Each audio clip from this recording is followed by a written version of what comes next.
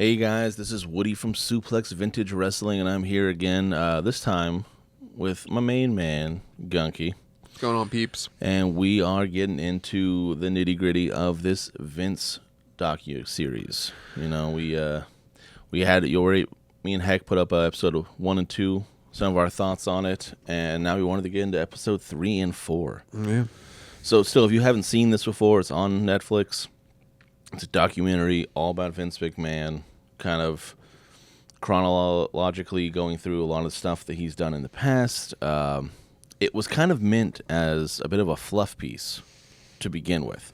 Yeah. So when they originally shot this thing, it was supposed to show a lot of the things that he did for wrestling as a whole, which you kind of got to keep in mind that all this happened before all the sexual allegations of human trafficking and stuff like that came against him. You could tell it was almost supposed to be like a Jekyll and Hyde. Like, oh, wait, this guy, like, behind the scenes, like he maybe isn't this evil character because he made all these breakthroughs, and it's But like the character was just the character. It was yeah, just, it's like, wait, is he actually like? No, it's like, and then all that shit came out. It's like, oh no, it's solidified. He's so they've had to Vince. they've had to try to alter the tone of what they were filming, kind of mid-filming, which is why this took a little longer to come out. But keep that in mind when they go over a lot of things they're talking about here. Is the original edits were all meant to show positive things that happened in WWE, F and E. So this one kind of starts with the United States versus McMahon trial when McMahon was acquitted. Yeah, You know, the steroid scandal was there.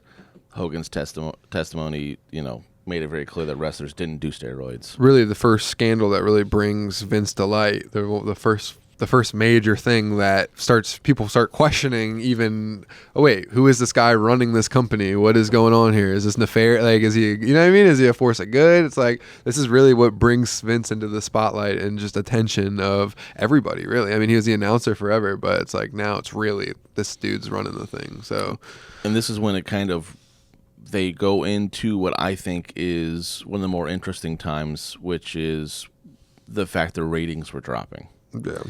And this other brand, WCW, shows up. And they have all the money. They're giving wrestlers just huge contracts. And this is where, if you're an Eric Bischoff fan, this was the one where Bischoff got to talk a lot about. He kind of was like the voice of WCW for this series of from their point of view. And rightly so. He had a huge hand. They talked about Hogan a little bit, obviously. But this is when we kind of get into what I thought was one of the more controversial things that wrestlers did. Yeah. Which is when you get in the curtain call. Yeah. This was that first time you saw two major wrestlers, Scott Hall and Kevin Nash, switching sides. It was known their contract was up in WWF. It was known they were going to WCW. And here they are going against their longtime rivals, Shawn Michaels and Triple H. And they end the match by hugging each other and kind of putting each other over and kind of just like, that was a good road, guys, like you would on your last day at your job. Right. Kind of shaking hands with people, saying how much you enjoyed watching. But they did this live in the ring, just completely shattering kayfabe. At a house show. Yeah. But still, nonetheless, it's But kayfabe, pretty big deal. That was the business. The business was you don't ever break kayfabe. This was totally goes against all of like wrestling purists. Like you can tell that by how Vince showed up to his court case with the neck brace and stuff. Like, he was keeping kayfabe during that, you know what I mean? So it's like, it's still a time where like they're still trying to keep it together, but it's like even Vince being in court, like all of that, it's just like it's all leading to kind of this curtain call where really, And this was like a huge time for Triple H. He was on a path to greatness, and he was suspended after this. jumping ships from WCW, where Hall and Nash are jumping to. So it's all kind of like swapped over. But this put a lot of people will say like this really set back Triple H's career in a long ways. Now in the long run, obviously he did okay. I think the fact that he's running the show now makes it it was all worth it in the end. Yeah, I think a lot of times some of these setbacks that people get honestly probably end up doing their careers. But and that's not just wrestling. I mean, there's a lot of things that you see. It's like sometimes you need to mature a little bit to get into because you don't want to fucking blow your first shot. You know what I mean? And it's like, and if you're given opportunities after you're a little older, you've witnessed more, you've seen more. It's like you're able to take advantage of things better. And I think that's obviously what Triple H did after this situation. Politicked. He was able to politic that whole time, you know what I mean? Like, took it on the nose, didn't really bitch about, his punishment, you know what I mean? And I think that honestly ended up putting himself in a position where he is today, and he's the fucking man. He's running shit. So. And then that kind of leads us into what was the biggest thing for WCW when the forming of the NWO. Yeah. Bash at the Beach, July 6th, Hogan is the third man. That whole thing is amazing. That wouldn't have happened without Nash and Hall coming over. So they were so integral to that situation. And after that, we get what I think is one of the more amazing things that happened to this. You think of WWF as being this like huge, oh my God, they're the best in the industry forever and ever. WCW, Nitro, their Monday Nitro beat Monday Night Raw in the ratings 83 weeks in a row. Whoop their ass. Belt to ass. Like, the fact that was an opportunity for the business to fold. Yeah. They were like, WCW was the premium wrestling in the world, and that's for me. It was for me. I was Nitro over Raw. You're a WCW kid. Huge WCW head.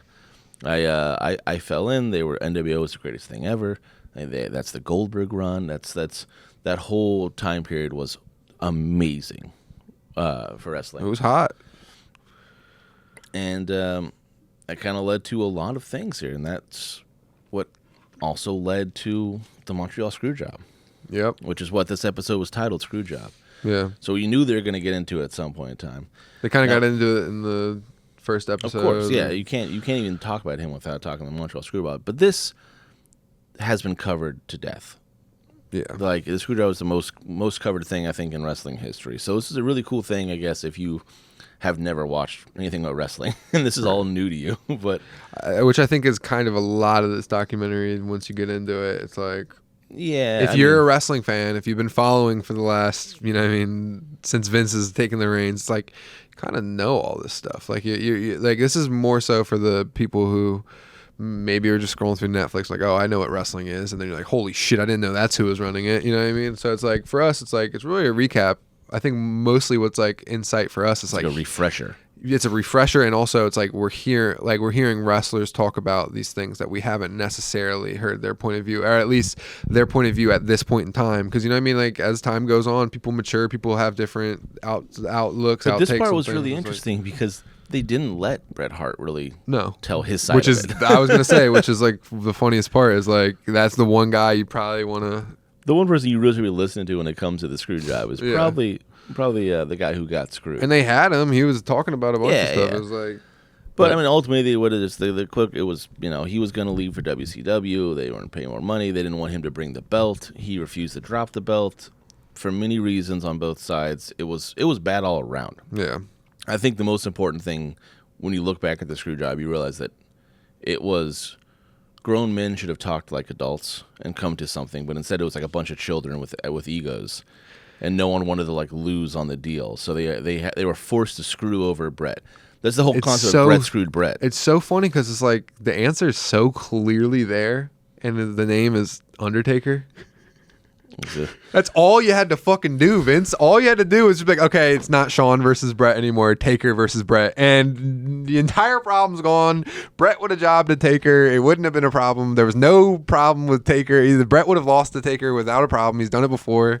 And then Taker would have easily lost to Shawn in a month or two. That's all you had to do. And they couldn't just put their egos aside. It was obviously an ego flex by Vince. Yeah. And it was just like, it was fucking stupid. They wanted Shawn to be the next champion, and it's so stupid. Anytime I think about it, anytime I talk about it, anytime anybody talks about it, I just go, it's Taker. It's Taker. Taker's right there. He's healthy. He's there.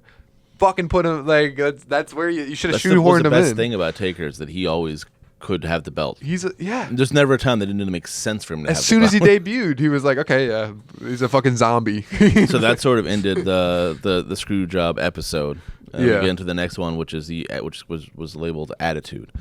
Which is rightfully so. Kind of makes sense. After the screw job, there was a lot of attitude in the locker room. Well, yeah, so we also had a lot of attitude from McMahon. At that point, he started getting real life heat for being who he was. He was finally Brett screwed Brett. Fucking exactly. That lives on forever. The promo he cut after it was. This was insane. finally kind of had to be out there, known that he is who he is. People didn't know that he was running things so much backstage. Yeah. But at that point, they forced his character to become real. Well, when you get spit on national television, it's kind of just an immaculate aim by Brett to hit him right in the face. Yeah, after a winded match, like that's a 1 in 100 kind of shot. Yeah, it's well done. That could have easily flung off and hit some kid in the front row. Well, there's more. Like obviously, it wasn't all. Like there's some spray that hit a child with Brett's sunglasses. Yeah, on. hopefully, the sunglasses on to block it. Well, we get into that. We get into McMahon having to actually come up with his Mr. McMahon character. Yeah, his gimmick. And that is what a lot of this episode talks about. Is the Mr. McMahon character was based off of, and Eric Bischoff thinks that it was based off of him, and people are saying, oh, that's not really Vince, and they definitely at the beginning of this episode they remind you, just like they did in episode 1, that this was all filmed before the allegations came out. Yeah. Because there's a lot of people defending Vince and saying he's not that bad in person, and they wanted to make sure you knew. They're like, all right, this is after the allegations. Maybe they don't go so hard to defend him. But this is kind of what brought on the Attitude Era. Well, this is the boom era. This is everybody's favorite era. This is what made wrestling really the enterprise it is. It's what got them on the New York Stock Exchange. It's what brought the company all the money. It's and they focus on the main factors there, which is Mr. McMahon, Stone Cold, The Rock, and D-Generation X. Yeah. They ushered in this. I mean, obviously other players and all over the place, but those were the big names. Those people could run shows in weeks and months of storyline based off their attitude alone. And I think that was really what they wanted to focus on here. And this is, if you're a wrestling fan, of course you know about this. You lived through it. We've rewatched this time period over and over again. You got documentaries. You got video games literally showcasing the era. Like you got. There's no reason if you know anything about wrestling, you don't know about the Attitude Era and the major players and what really pushed that to the level that it got. They had Paul Heyman in there a little bit talking about ECW. And they kind of had Stone Cold as that connecting fiber of ECW to WWE, right? Because he was there for both. Yeah. And that was an interesting thing. They talk about WrestleMania 14 and Mike Tyson. Yeah. Big. That was obviously big. Bringing him on board. But there was only one reason he was available. That man was not available anytime. He was a boxer that was winning matches all over and was always training, always. And then there was some reason he didn't have many matches right now. It's because why was he on a hiatus? Yeah, he was recently arrested for rape. Oh, which Stephanie McMahon wasn't even made aware of. Yeah, she was like that was before the rape stuff, right? And they were like, no. She's like, wait, what? Yeah, that was the only reason they were able to get Tyson and get that big name like that, and it's. I mean, but it did a lot for WWE. You're not even gonna lie, which is insane because like to get a star like that was what based off of like WrestleMania 1 all over again. Yeah, well, it was about these mainstay stars mixed into wrestling culture, right? And of course, we got heavily featured The Rock. This was his time to really get talking. If Rock had any involvement, he wants to be heavily featured. Fucking talk about his tequila and fucking Terramana and his new fucking movie with Brad Pitt or whatever. And I thought it was interesting that Shawn Michaels talked a lot about like his regret at how women were portrayed during this era, because they were showing clips of some of the very non-family friendly, like the bra and panties matches and shit. And Shawn was really kind of clear to be like, that wasn't great. They're aware of it now looking back. That's what a lot of people like yearn for the Attitude Era, and you're like, that couldn't happen now for good reasons, because they treated women and just sexuality in general very, very grossly. Yeah, when they get across the board. Well, now I'm thinking about it. maybe not like obviously not the female wrestlers because they're there to wrestle, but like maybe we could get some like OnlyFans models like that would be down to be like in their bra and panties. You know what I mean? Not like trained wrestlers, and it's like, hey, you guys go do the bra and panties matches for the freaks that want to watch that. That sounds like a great thing on one of your indies you should watch on there. Yo, GCW should GCW get a bra bunch of and panties match. There you go. OnlyFans models and do bra and panties matches. And then, of course, this episode ended with one of the biggest tragedies in wrestling history.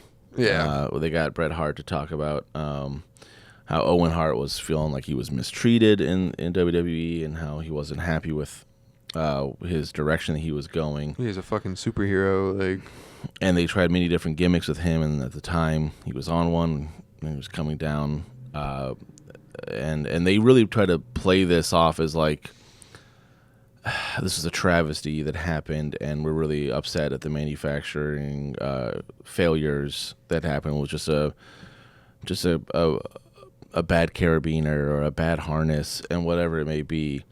But Martha Hart, Owen's widow, was very clear, letting people know afterwards. She's been on the internet talking about this afterwards.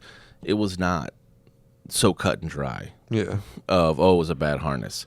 Like, no, it was a dangerous stunt to begin with, which everyone recommended they not do. But Vince pushed for them to do this, despite the manufacturers and despite the actual professional stunt people involved saying this is not the way to do this.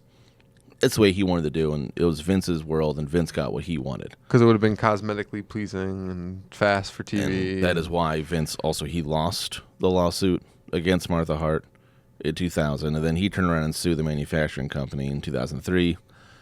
I mean, we were talking about this before. It makes both lawsuits make sense. Both people should be at fault, but I think Vince needs to understand that this was more on him than he wanted to believe. Yeah, he fucked up. And not only that, but the hardest thing to swallow at this point in time is to imagine that travesty happened, and then Vince pushed for the show to continue. Yeah. And it is, if you ever see clips, I would say don't go back and watch every review, period. But if you see clips of people like Jeff Jarrett finding out, like cutting a heel promo, but like literally being visibly upset. Like he had to do it right after, and he's like, "I'm praying for you, Owen." Like a very close friend of the Harts.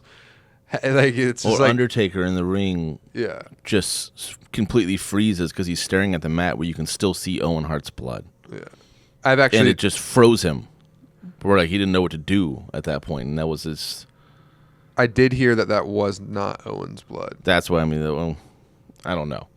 I heard that was from a match earlier. But regardless, yeah, he's staring at the fucking spot where his friend just died, regardless, and that's still if it's his blood or not, like, Taker at that point doesn't know that. Yeah, and he's also just fucking probably would have been staring off into space or staring at somewhere anyway because he knows that his boy just got would anybody critically injured. Would anybody fault the show for being like, hey, guys, I'm sorry. We're going to cut it We're going to refund you half your money because you watched half a show or whatever, and then we're gonna cut it from here. Someone just died. Yeah, like no one in long-term business, that doesn't bother anybody.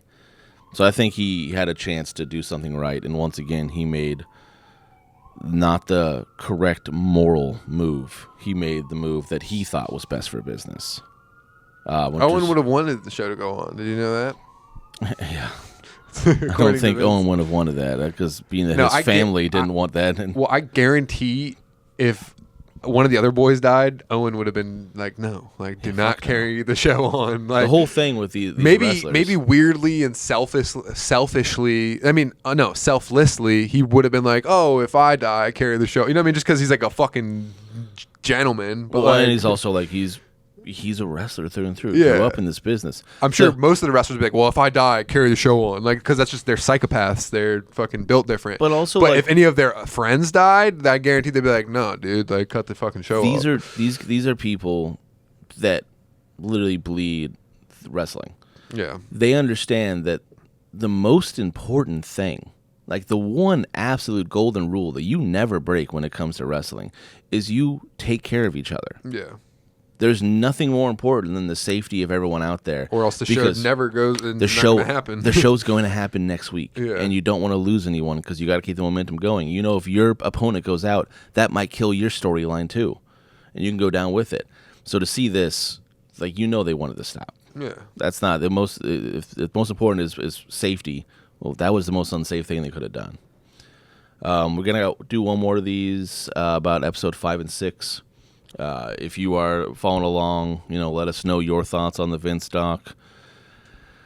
Let us know how you think Vince fucked up, or how Netflix could have maybe painted them in a less kind light. I think they did their best to go back and re-edit this with all the things that have come to light since. But I mean, they're put in a weird position. Yeah, it's a rough spot, and because I mean, before the whole Janelle Grant stuff, it's like. It is a very interesting thing to look at, is like Vince's like story is like of how like much good he's done, how many people he's made, how much like good he's done, like with the Make-A-Wish, that you know what I mean, like anti-bullying, like all this stuff. Like Vince has like done some good things, but and then like also he's done all this shit. So it's like it was a good look at like this like almost like Harvey Dent, Two-Face, like Mr. McMahon, Mr. Jekyll and Dr. Hyde, or whatever. Was he just, now you look at it in the light of like, was he just doing those things because it was good business and not because he actually believed in them, because he himself was a tainted person who like wouldn't even like he saw Make-A-Wish as a good PR move. Not like he didn't actually give a fuck about the kids. Right. He saw it as a PR move. Well, and just this stuff is, I mean, the stuff that came out in this latest thing is just so damning. It's just like there's not really like, if like all of it is true and all of it comes through, which is like, it's like, yeah, there's no redeeming that sex trafficking and like stuff like that. Like that's just not cool. Yeah, and then of course he's V Diddy. You know what I mean? Netflix wanted to continue on the interview process, but then he refused any interviews after that came out, which probably smart legally. Like why the fuck would like they're gonna ask you the craziest questions? But so they couldn't continue interviewing people in the way they wanted to based off the allegations. But yeah, tune in for we'll have another one of these. Do episode 5 and 6, and you know. Let me know if I should do it with Heck or Gunky, or maybe a third different person, you know? Maybe all of us. Maybe this next one is just Heck and Gunky, and I'm out of here. I don't see you guys voting that way, but who knows? Never know. Thank you guys for joining in. Thanks for listening up. Tap in. Tap in, gang. We'll talk to you next time. See you later.